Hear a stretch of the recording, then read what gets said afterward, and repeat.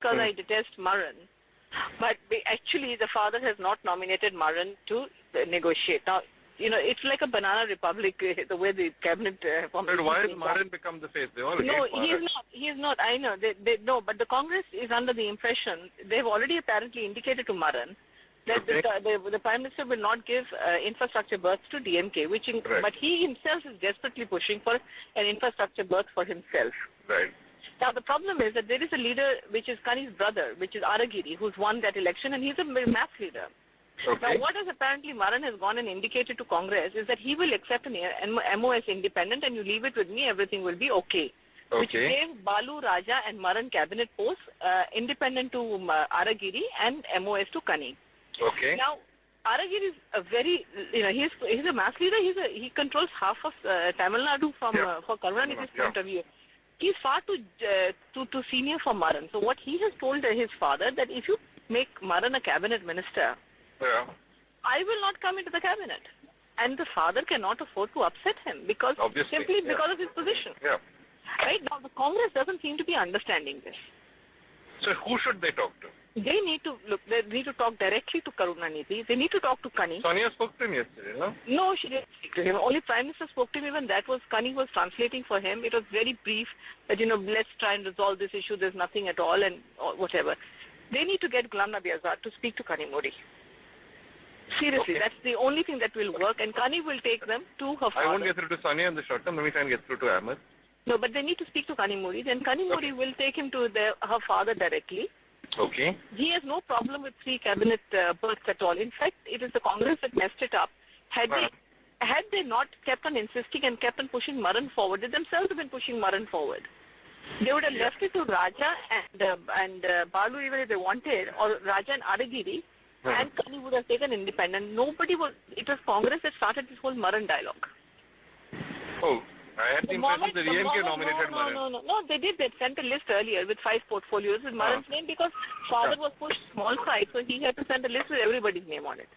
But he was hoping that Congress would come back and say, okay, we will accept Raja or we will not, or not Raja, we'll give you only 3 portfolios, right?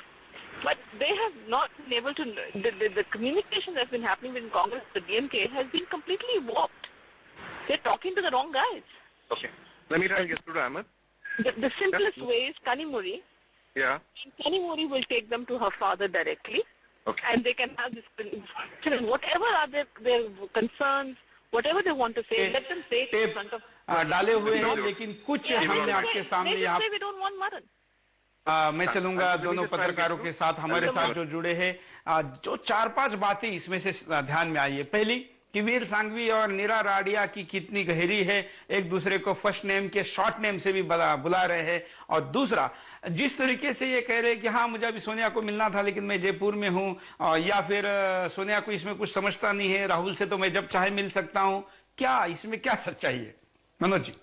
ये we Sanghvi ने आज के Hindustan times में जो सफाई के तौर पे लिखा है अपने काउंटर पॉइंट, मतलब जो काउंटर पॉइंट आज उन्होंने बंद किया है, उसमें आखिरी मौका जो उनको मिला है, उसमें जो उन्होंने लिखा है, उसमें अपने बचाव में वो ये कह रहे हैं कि देखिए साहब 5000 इस तरह की बातचीत हैं और ये जो लीक की गई हैं अधिकारियों द्वारा, ये केवल 110 बातचीत लीक की गई हैं और जो मेरी बातचीत दिखाई जा रही हैं उसमें कुछ शब्द तो दिखाए जा रहे हैं और कुछ शब्द निकाल दिए गए हैं। अब इन्होंने ये नहीं कहा है कि जो शब्द दिखाए जा रहे हैं वो मैंने नहीं कहे, ऐसा नहीं कह रहे हैं। ये कह रहे कुछ शब्द निकाल दिए गए। तो अरे भैया, मैं अगर आधे घंटे की डॉक्यूमेंट्री बनाता हूं, उसके लिए मैं 60 घंटे शूटिंग करता हूं, तो आधे घंटे की डॉक्यूमेंट्री बनाता हूं, तो मतलब उसमें तो बहुत सारे शब्द निकल जाएंगे ना। तो सारे के सारे शब्द कैसे, मतलब आप बताइए ना कि 5000 वार्तालाप सुनने के लिए आप तैयार हैं, आपके पास टाइम है, सुरेश जी के पास दिखाने का टाइम है, तो एडिट तो होगा ही होगा। लेकिन इन्होंने ये नहीं कहा है कि जो दिखाया जा रहा है वो झूठ, मतलब वो मैंने नहीं कहा, ये नहीं कहा है। तो इस तरह का घुमा फिरा के बचाव करने के लिए अपना, मतलब वो एक कोई दलील पेश कर रहे हैं। मनोज जी एक कॉलर, महिला कॉलर कोई हमारे साथ जुड़ी हुई, उनसे बात करते हैं, साथ में हम बातचीत भी करते रहेंगे, कुछ कॉलर को भी लेंगे। बोलिए, आप लाइव में जुड़ चुके हैं, बोलिए क्या कहना चाहती हैं? हेलो। हाँ बोलिए। हाँ, मैं महाराष्ट्र से बोल रही हूँ। पहले तो मैं आपको धन्यवाद देती हूँ कि इस कार्यक्रम के लिए। हेलो। हाँ, बोलते रहिए आप।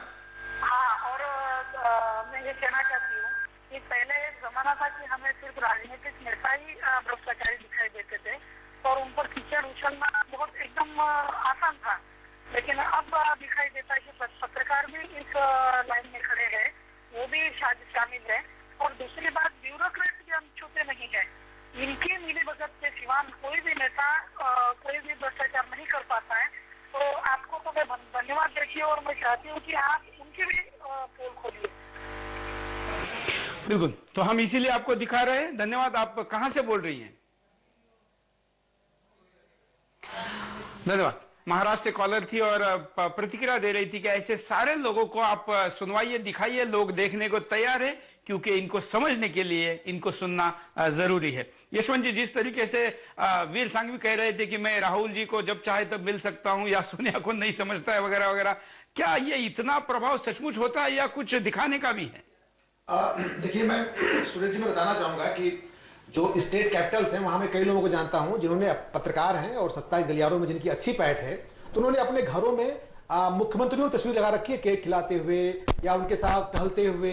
तो मुझे बड़ा आश्चर्य हुआ कि इतना बड़ा नाम इन पत्रकार का है, अपने घर में जो कि सरकारी राष्ट्रीय बंगला है वहां पे जो ड्राइंग रूम में उन्होंने तस्वीरें लगा रखी हैं उसमें मुख्यमंत्री के साथ केक काटते हुए है। एक लखनऊ के पत्रकार है, उनका नाम नहीं लेना चाहूंगा मैं। तो मुझे लगा कि ये ऐसा क्यों है। पर पहले कभी जो पत्रकार होता था तो खबर करने जाता था तो सोचता था कि उसे कोई न देखे जाने, ताकि वो असली खबर निकाल सके वहां से, या वो सत्ता के लोगों से बात नहीं करता था, नेताओं से बात नहीं करता था, सर तो कहना बहुत दूर। आपको याद होगा कि पत्रकार जो है किसी को सर नहीं कहता था, वो नाम से बुलाता था।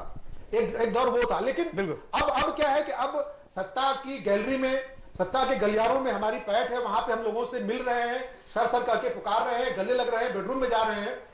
तो इससे वो बाहर मैसेज देते हैं जो ढेर सारी जो कंपनियां हैं देशी विदेशी, जो कि इस समय वही मैंने कहा कि उदारीकरण के दौर में जो एक कंपनियों की बात आई हुई है, निवेश हो रहा है, प्रोजेक्ट चल रहे हैं, तमाम योजनाएं चल रही हैं, तो उन्हें पास कराना है, उनको फाइल लेना है, उनसे आगे बढ़ानी है फाइल को ब्यूरोक्रेट्स के यहाँ, मंत्रियों के यहाँ। तो इसमें जो लॉबिस्ट हैं, जो लॉबिंग करने वाले लोग हैं, नीरा राडिया जैसे लोग हैं जो कि अंबानी टाटा के लिए लॉबिंग करती हैं, उनकी नीतियों को पास कराती है, तो वो लोग ऐसे लोगों को पकड़ते हैं जो नेताओं के बेडरूम तक पहुंच रखते हो, उनके साथ उठते बैठते हो। तो उसमें ये लोग जो काफी नामचीन लोग हैं, जो कि जिनके पास बड़े मीडिया हाउस हैं, जिनकी पहुंच ज्यादा है, जैसे बरखा दत्त हैं, वो देश भर में देखी जाती हैं, आइकॉन है। तो जाहिर सी बात है कि एक बड़ा नेता मंत्री भी चाहेगा बरखा के साथ इंटरव्यू देना, बातचीत करना। तो बरखा की जो रेपुटेशन है, प्रभु चावला की जो रेपुटेशन है कि वो सत्ता के गलियारों में पैठ रखते हैं, यहीं से दलाल उन्हें डोरे डालना शुरू करते हैं, पकड़ना शुरू करते हैं। और मति भ्रष्ट का दौर है, तो वो दलालों के चक्कर में फंस गए। इन्हें अंदाजा नहीं होगा कि जिस मीडिया की ताकत के बल पे ये सत्ता में दखल रखते हैं, दलालों के साथ उठते बैठते हैं, उसी मीडिया के द्वारा एक दिन इनका जो है श्राद्ध किया जाएगा, और वो समय उसकी शुरुआत हो चुकी है। मनोज जी, जिस तरीके से कारपोरेट का युग की बात कर रहे हैं यशवंत जी, क्या ये कंपनी अब बहुत बड़ी हो रही है, इतनी बड़ी कि वो केंद्र सरकार से भी ज्यादा मुनाफा कमाने लगी है, क्योंकि सरकार तो लॉस में है? तो क्या इसका भी परिणाम मीडिया पर हो रहा है या सारे क्षेत्रों पर हो रहा है? जी बिल्कुल। अब देखिए ना, ऐसी मल्टीनेशनल्स जिनका की जो एनुअल बजट है वो हमारे पूरे जीडीपी से, पूरे भारत के ग्रोस डोमेस्टिक प्रोडक्ट से ज्यादा, तो जाहिर है कि वो पैसे की ताकत कितनी। अब नीरा राडिया ने अभी जो एनफोर्समेंट डायरेक्टरेट ने 9 घंटा उनकी ग्रिलिंग की, तो उसमें 60 करोड़ का तो उन्होंने चेक का पेमेंट वैसे ही कबूल कर लिया। अच्छा देखिए, ये मतलब केवल 60 करोड़ की बात नहीं होती है। अक्सर जब आप जिनसे दलाली करवाते हैं, अक्सर आप उनको पेमेंट कैश में देते हैं या किसी और तरीकों से देते हैं, कहीं विदेश घुमाने के लिए, ये वो।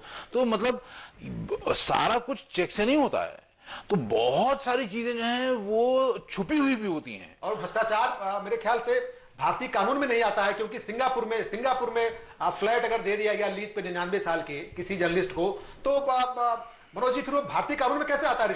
रिश्वतखोरी तो हम लोग उसे मानते हैं जो चौराहों पे सिपाही 10 रुपये लेता पकड़ा जाता है, लेकिन जो बड़े लोग जो दलाली कर रहे हैं, जिनके जिनके पैसे बाहर ही जमा हो जाते हैं स्विस बैंक में, या सिंगापुर में उनको जो फ्लैट मिल गया 99 साल के लीज पे।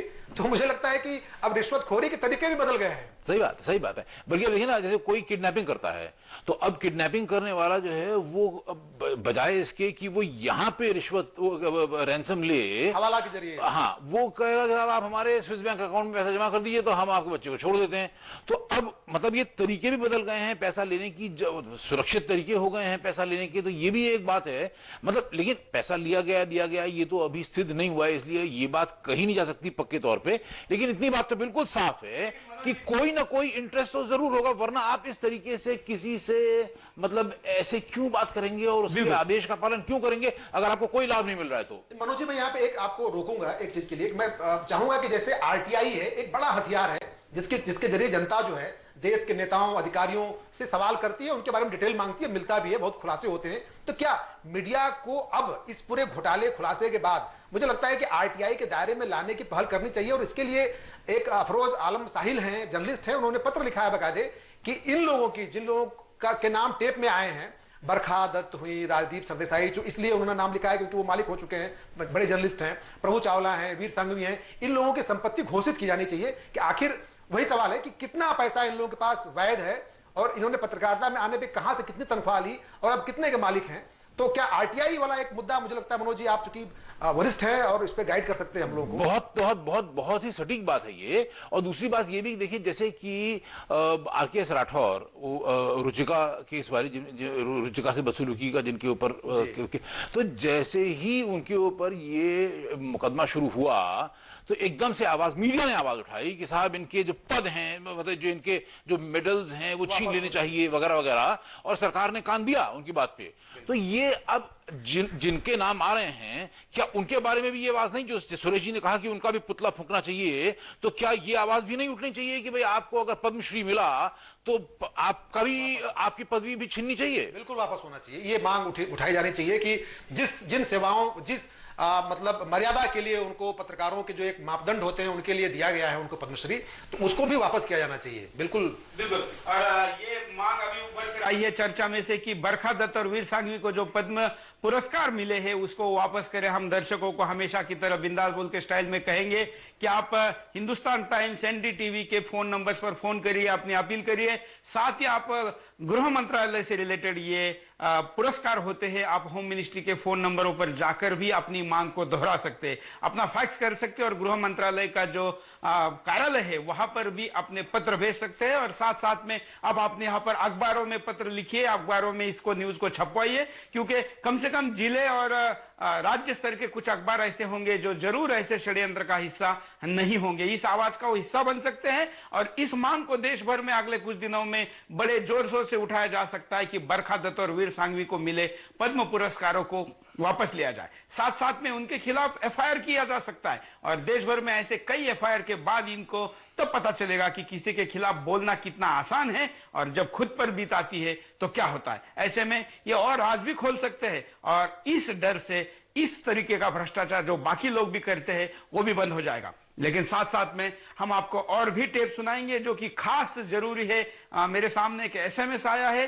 शीला नारायण चेन्नई से एसएमएस कर रही है कि बरखा का बुरखा फटने की हम प्रतीक्षा कर रहे हैं। ये भी हम जल्दी करेंगे ब्रेक के बाद।